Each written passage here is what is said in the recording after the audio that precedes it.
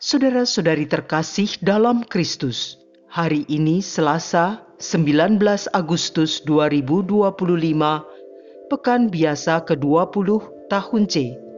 Bacaan dibawakan oleh M.A. Nini Intri, Mazmur dilantunkan oleh Dominika Monik, dan renungan ditulis oleh Petrus Canisius Margo. Selamat menekuni Sabda Allah. Mari berziarah dalam pengharapan untuk dunia yang lebih baik.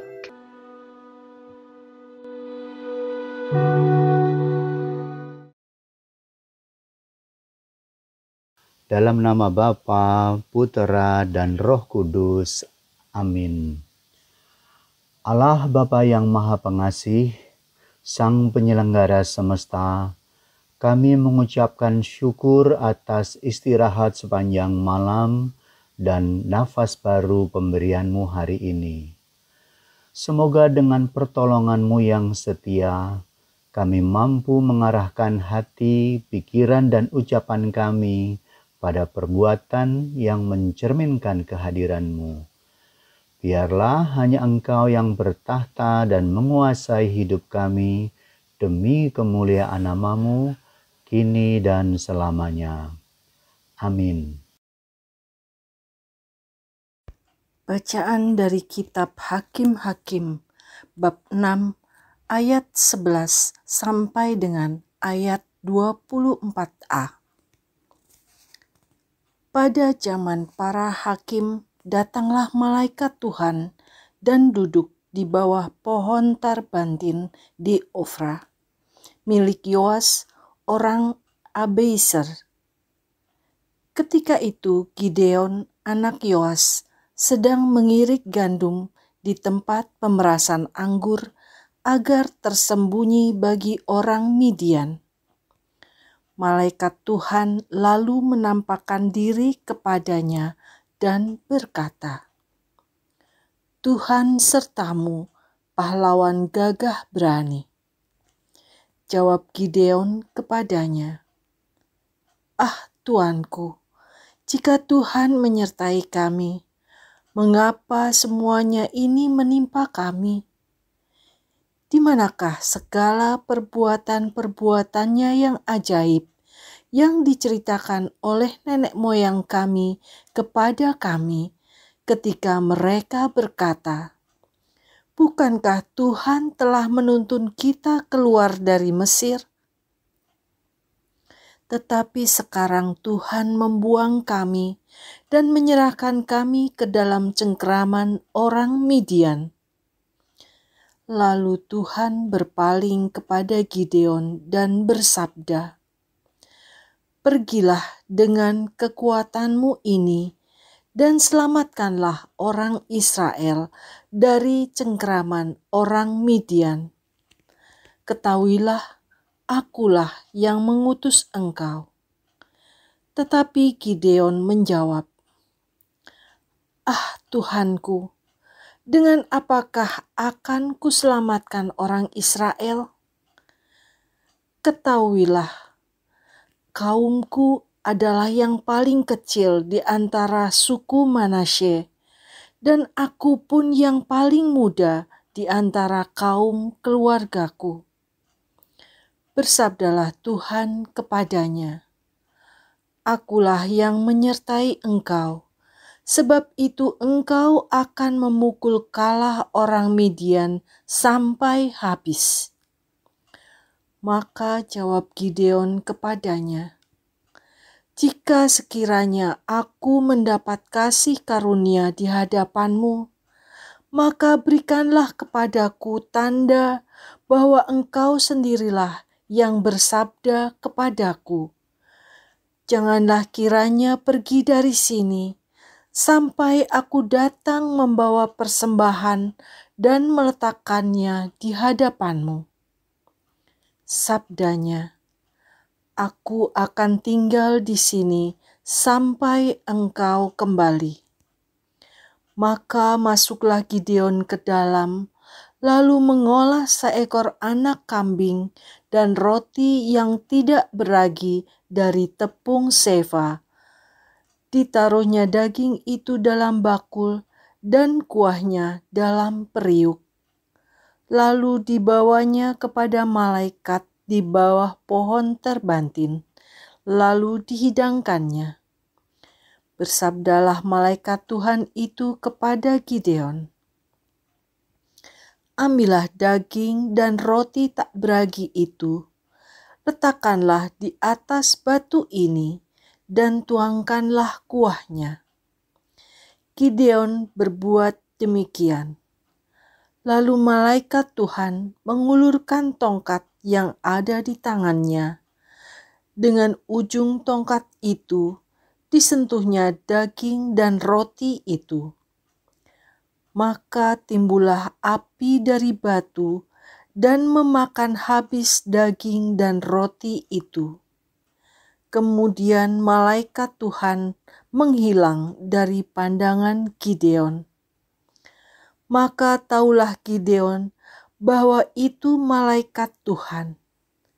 Ia berkata, "Celakalah aku, Tuhanku Allah, sebab aku telah melihat malaikat Tuhan dengan berhadapan muka." Tetapi Tuhan bersabda kepadanya, "Selamatlah engkau, jangan takut, engkau tidak akan mati." Lalu Gideon mendirikan mezbah di sana bagi Tuhan dan menamainya Tuhan itu Keselamatan. Demikianlah sabda Tuhan.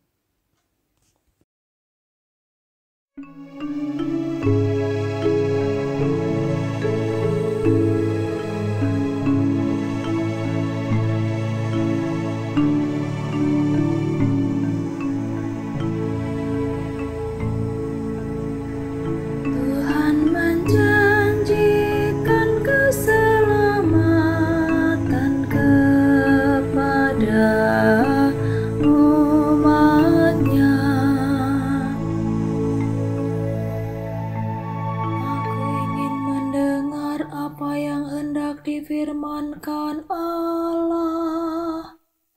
Bukankah Ia hendak berbicara tentang damai kepada umat-Nya dan kepada orang-orang yang dikasihi-Nya, supaya mereka jangan kembali kepada kebodohan.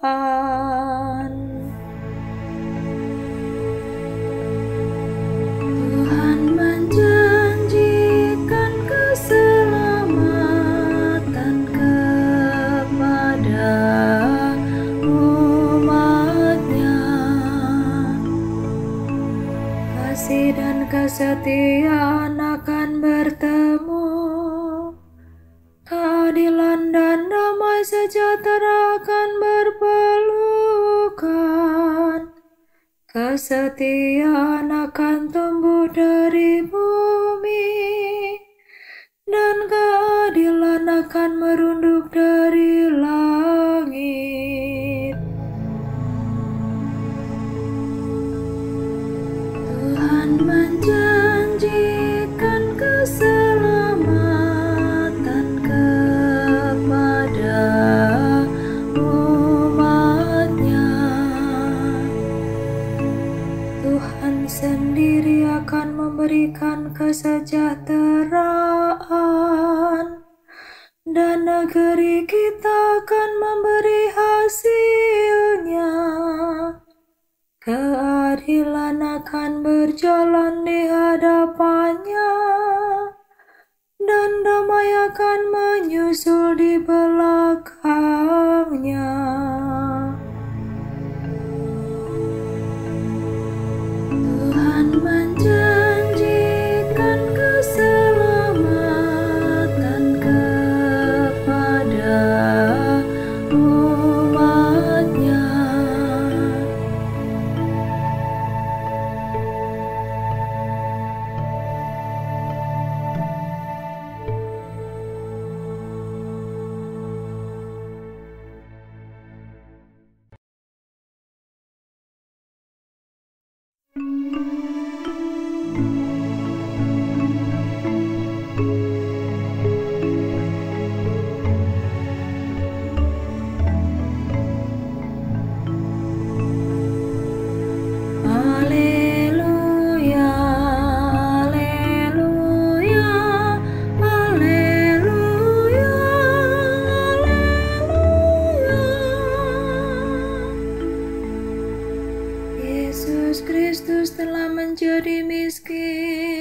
sekalipun ia kaya, agar kalian menjadi kaya berkat kemiskinannya.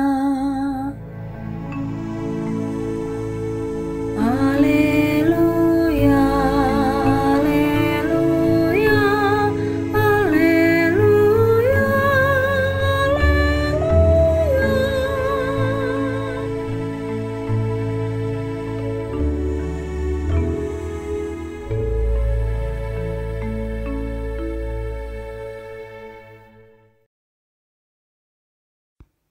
Inilah Injil suci menurut Matius bab 19 ayat 23 sampai dengan ayat 30.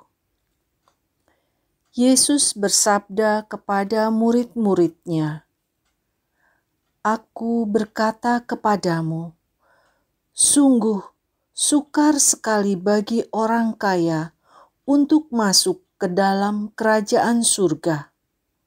Sekali lagi aku berkata kepadamu, lebih mudah seekor unta masuk melalui lubang jarum daripada seorang kaya masuk ke dalam kerajaan surga." Mendengar itu, gemparlah para murid dan berkata, "Jika demikian, siapakah yang dapat diselamatkan?"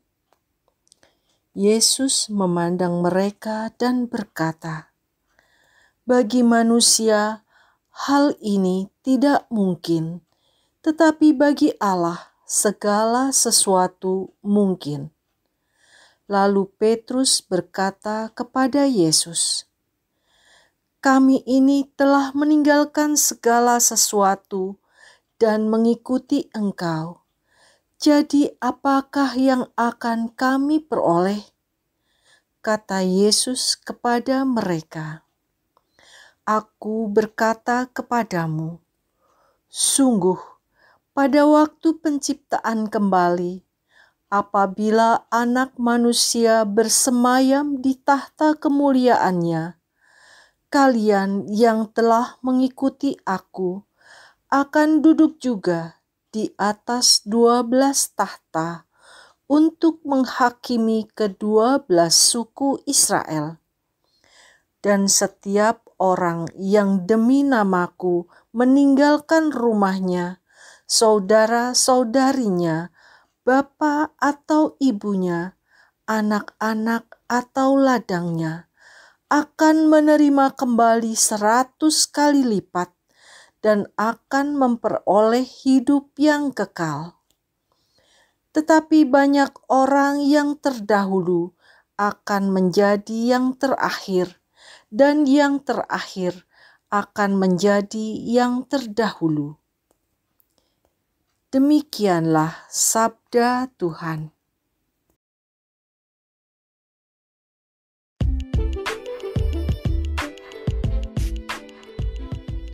Mesbah Keselamatan Gideon. Renungan dibawakan oleh Petrus Canisius Margo.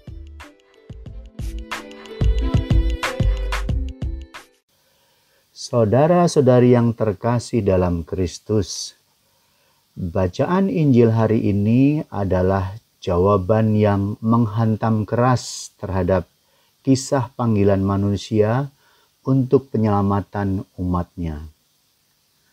Mari mundur sejenak menelusurinya dengan 3 subjudul kecil ini. 1. Gideon itu persis sekali dengan aku. Lihat bagaimana Gideon dan saya berulah dan mencoba menghindar dari perintah Allah.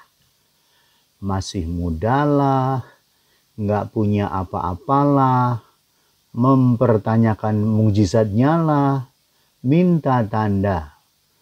Bahkan ketika sadar bahwa malaikat Tuhan menjawab korban bakarannya, masih juga berkata, "Celakalah aku." Saudara, bukankah semua firman Tuhan itu hanya harus dijawab dengan ya dan amin? Subjudul kedua, kehendakmu versus kehendakku. Bagaimanakah perimbangan dua kepentingan itu ketika faktanya manusia punya segudang keinginan yang saya sepaham itu penting, dan Tuhan juga punya kehendak, yaitu ada hal yang Tuhan mau manusia perbuat untuknya. Tapi tunggu dulu, benarkah kehendak Tuhan itu untuknya? Tidak, karena kehendak Tuhan itu sejatinya adalah untuk keselamatan manusia. Dia mau manusia kembali kepada ciptaan hakiki yang mulia. Nah, lalu bagaimanakah memahami kehendak Tuhan dalam hidupku? Jawabannya hanya harus mengenalinya dengan bersekutu dengannya. Praktisnya, mengenalinya dengan mengenali sabda, perintah, larangan, hukum-hukumnya. Mari menyimak 2 Timotius 3 ayat 14-17. Karena firman Tuhan itu menuntun pada keselamatan.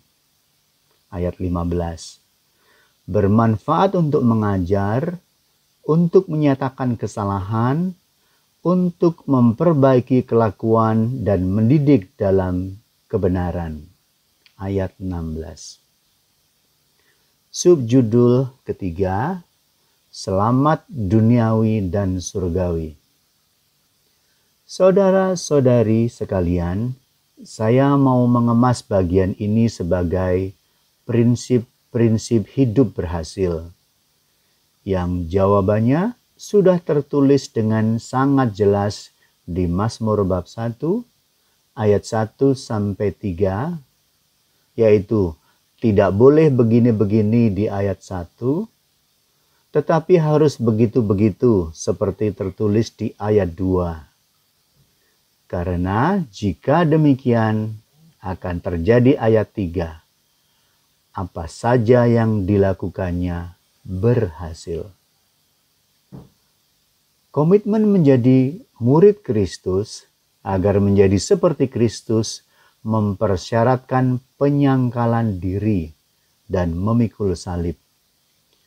Dua syarat pertama ini mutlak harus dipenuhi sebelum menjadi muridnya agar diterima masuk dalam kerajaan surga. Semoga Tuhan memberkati. Marilah kita berdoa. Tuhan, syukur dan terima kasih atas penyadaran yang Engkau berikan, terutama atas kasih-Mu yang telah mewujudkan diri menjadi manusia dan mengantar kami pada keselamatan. Mampukan kami untuk memperbarui hidup dan pelayanan dalam hidup yang menyatakan kebenaran-Mu, sebab dimuliakanlah nama-Mu kini dan sepanjang segala masa. Dalam nama Bapa dan Putera dan Roh Kudus. Amin.